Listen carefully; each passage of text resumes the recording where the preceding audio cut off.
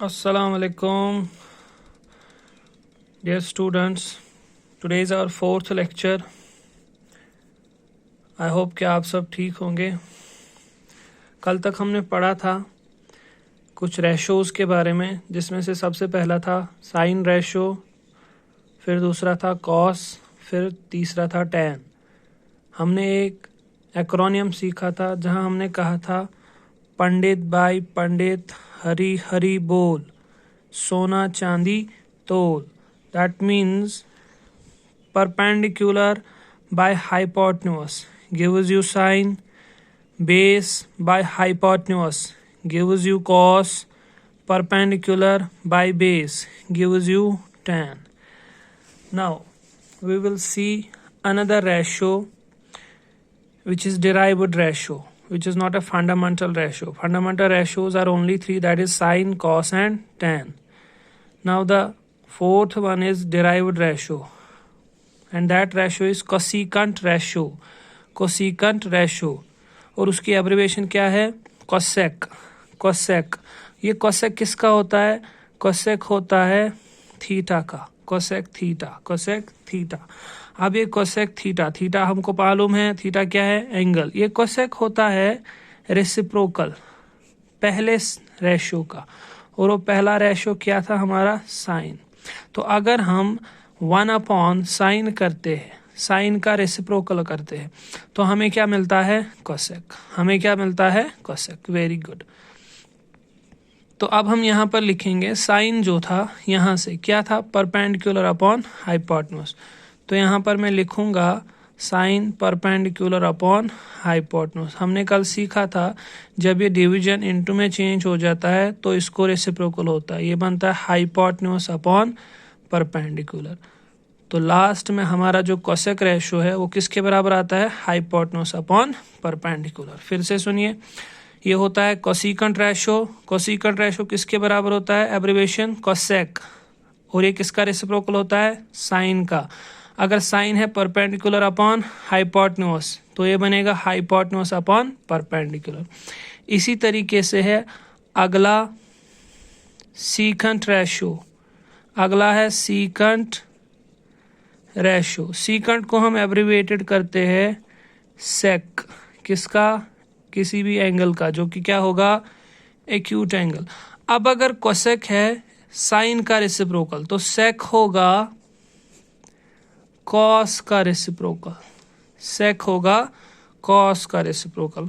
और कॉस हमने सीखा था कल किसके बराबर होता है? Base upon hypotenuse. फिर से वही डिवाइड को इनटू में चेंज करेंगे, ये हाइपोटेन्यूज ऊपर जाएगा, बेस नीचे आएगी, तो ये बनेगा हाइपोटेन्यूज अपॉन बेस. तो आ गए आज के दो. कोसेक जो कि साइन का रेसिप्रोकल होता है किसके बराबर निकलता है? Hypotenuse upon perpendicular. Secant ratio किसके बराबर? 1 कोसेक. लिखते कैसे है? सेक.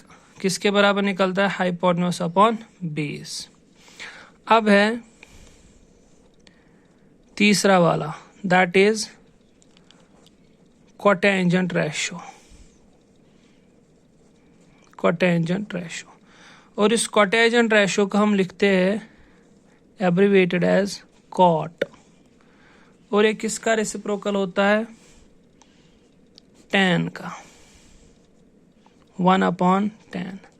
अगर आपको याद होगा, यहाँ हम प्रीवियस लेक्चर पे जाते हैं, टैन हमने कैसे लिखा था? Sine divided by cos. तो यहाँ पर हम टैन लिखेंगे 1/, पहले हम यही सीखेंगे, sine theta divided by cos theta. ठीक है ना? तो ये उल्टा हो जाएगा, इसका बनेगा cos theta upon sine theta. तो यहाँ से एक और फॉर्मूला डिराइव होके आ गई जो आपको मालूम होनी चाहिए आज के बाद, कि कॉट किसके बराबर होता है? Cos upon sine. या किसके बराबर होता है? 1/tan. 1/tan. फिर से सुनिए बेटा, कोसेकेंट रेशो था कोसेक किसका रेसिप्रोकल? साइन का. किसके बराबर निकलता है? Hypotenuse by perpendicular. Secant ratio कैसे लिखते हैं? सेक. किसके बराबर होता है? 1/cos. क्या निकलता है? Hypotenuse by base. Cotangent ratio क्या लिखते हैं? कॉट. किसके बराबर? 1/tan. और कॉस अपॉन साइन। अब हम लिखते हैं कॉस होता है बेस बाई हाइपोटेन्यूस और साइन होता है परपेंडिकुलर बाई हाइपोटेन्यूस, जो कि हमें याद हो गया। यहाँ हाइपोटेन्यूस और हाइपोटेन्यूस हो जाएगा कैंसल, तो आपका निकलेगा बेस अपॉन हाइपोटेन्यूस। तो ये है आज के 3 रेशोज, जिसमें से पहला था कोसिकेंट जो कि है कोसेक किसके बराबर 1 अपॉन साइन के, सीकेंट जिसको हम लिखते हैं सेक जो कि है 1 अपॉन कॉस के बराबर और निकलता है hypotenuse by base. Third one cotangent ratio जो कि है कॉट जो निकलता है 1 अपॉन टैन या फिर कॉस अपॉन साइन। फिर लास्ट में बेस अपॉन हाइपोटेन्यूस। इन तीनों को हम बोलते हैं डिराइव्ड रेशोज। इन तीनों को हम बोलेंगे डिराइव्ड रेशोज। फंडामेंटल कौन से है?